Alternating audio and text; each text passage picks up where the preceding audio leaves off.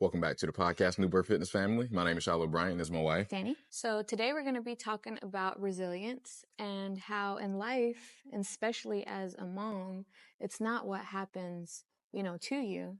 It's what's happening for you and how you're using those things to, better yourself, better your life, and really the perspective that you're looking at things. It's actually a superpower because when you build up resilience, and it's something that you're working every day. Like, how can I become more resilient?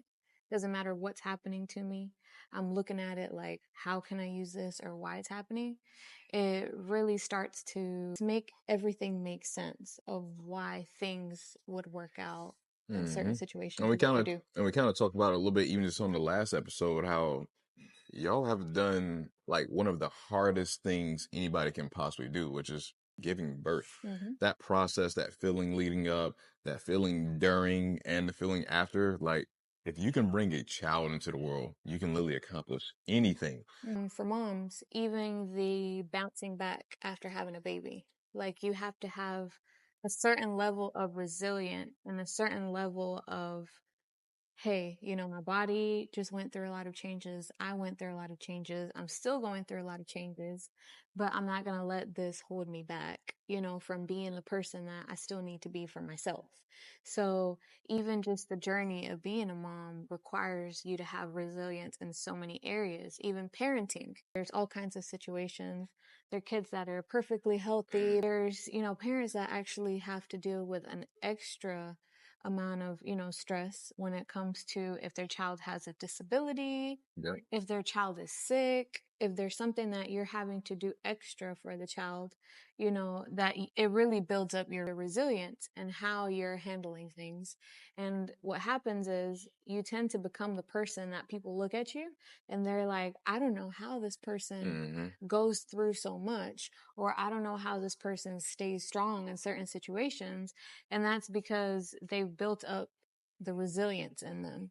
It's super important, as a mom, because things are going to happen. It's how you bounce back from them. You can look at it as a bad thing that you're going through these challenging situations, or you can look at it in a way that, hey, when this next situation comes up in life that is going to be harder. Like, as you go in life, there's going to be hard situations come up where you're like, this moment I didn't think I was going to get through. Then you get to this other situation and you're like, wow, this is even worse.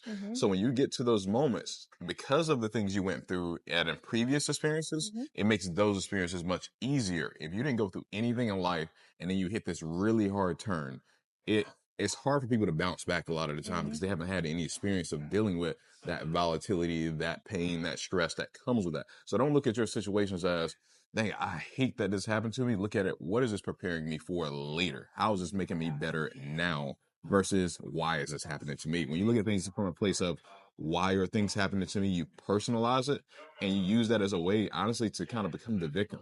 And when you become the victim, you don't have the power to change situations around you. You let other people and every other situation that comes up change you.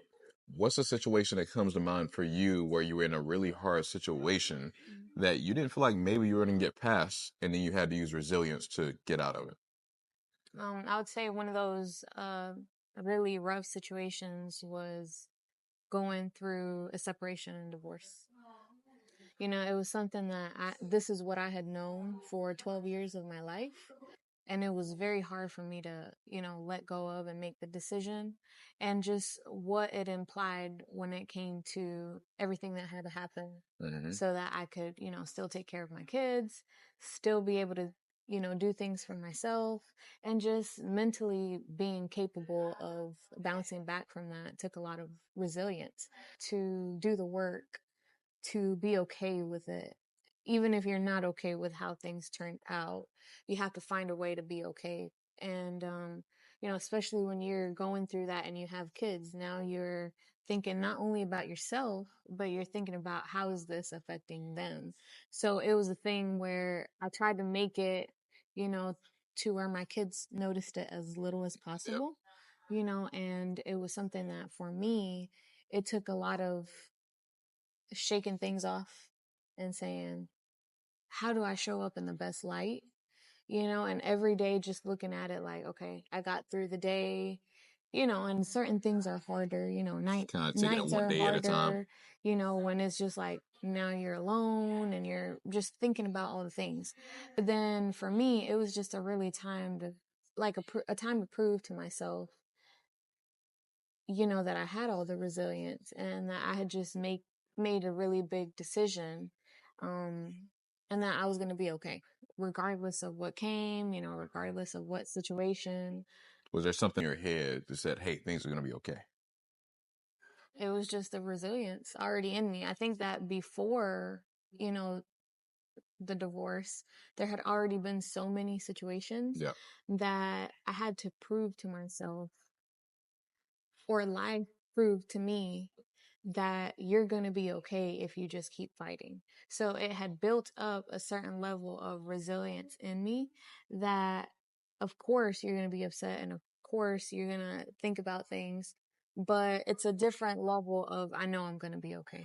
That's not to say that you should get used to things being hard, Yeah. and that, even the people that you look at and you say, oh, they're so strong or they're so loving or they're so caring, usually those are the people that have gone through the most. Mm-hmm. But the reason why you see them being so strong and so loving and so caring is because they've personally been through so much that they've had to teach themselves how to be that resilient person.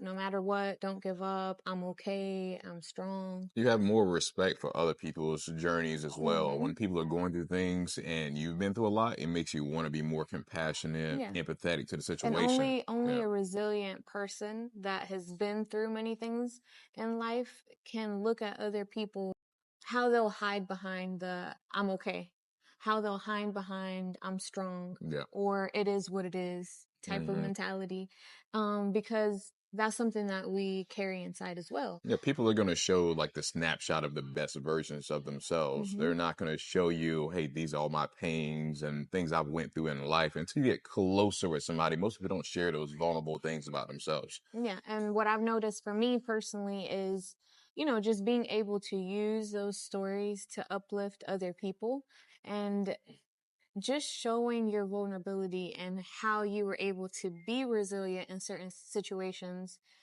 inspires and motivates other people to say, if this person was able to get through certain things, I'm able to do it as well. And people that just you may look at certain situations and you're like, wow, that has to be hard. Mm-hmm. Or look at their situation and say, this is so hard, or this is the worst that could Yep. happen. But there's always somebody out there that's going through something worse. Yep. So you really have to look at it and just be thankful for the situation that you are currently in and acknowledge that it could be worse. People are going through all kinds of things.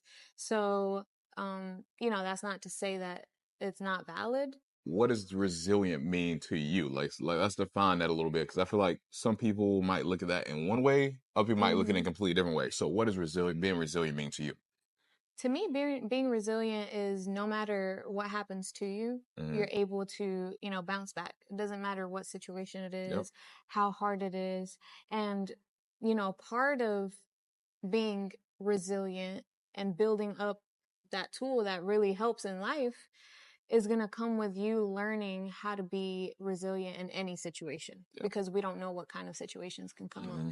but really working on how fast you can bounce back from certain things, Mm-hmm. how you're really internalizing certain things so that you are able to bounce back from them. Yep. A lot of people only look at muscle. I mean, of course, your muscles are external, Mm-hmm. right? So you're strengthening your muscles, you're making them better, you're making them bigger, things of that nature. But also, resilience is basically a muscle. It's a skill that if you work on it, it can improve, or if you don't work on it, it's going to stay the same or get worse. So even when she talks about bouncing back, and hey, from any situation, you can get out of that.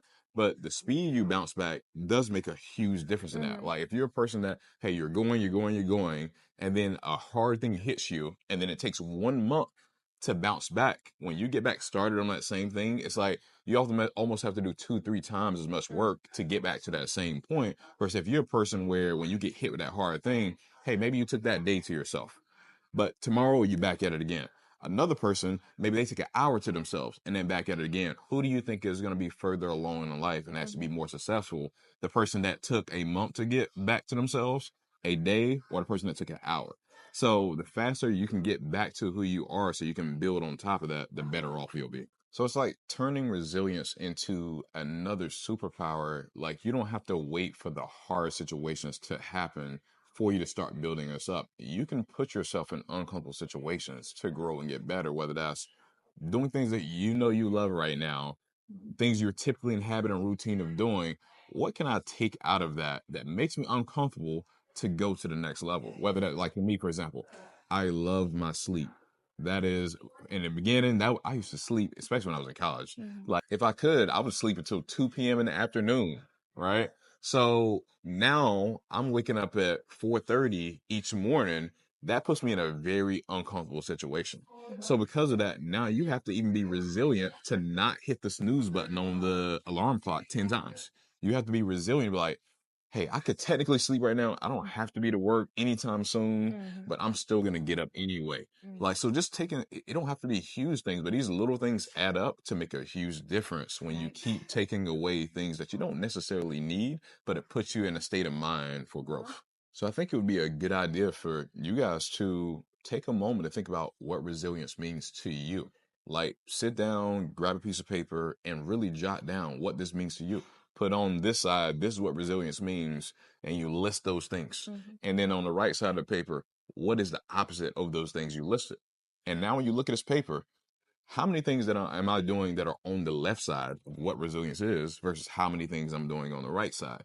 And if you notice you're doing things that are the opposite of resilience, see what you can tackle that week.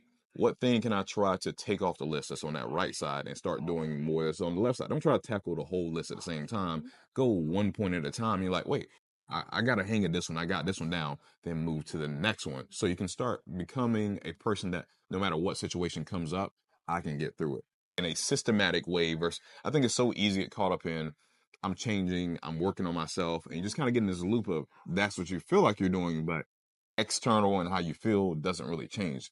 What systems can I put in place to make this an easier Mm-hmm. battle when I can actually see it physically it out on the paper? And it's you being honest with yourself. We didn't want to make this a long episode. Just take some time to really think about this concept. It's not one that you have to overcomplicate by any means, but it is a very powerful one if you really put it to use. On that note, that's the end of the podcast episode. New Birth Fitness Family. We'll be back again before you know it. You know, all about empowering moms to transform lives and change the world. See you Well, next time. see you.